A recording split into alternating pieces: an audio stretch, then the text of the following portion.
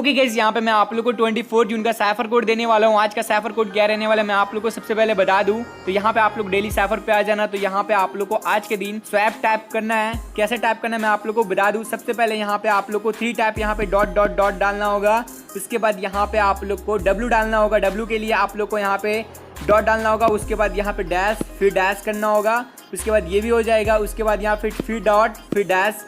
उसके बाद यहाँ पे ए आ जाएगा। उसके बाद यहाँ पे फिर डॉट डालना है, फिर डैश, फिर डैश, फिर डॉट। तो यहाँ पे स्वैप हो जाएगा। तो यहाँ पे आज का यहाँ पे 1 मिलियन कॉइन्स कलेक्ट कर लो।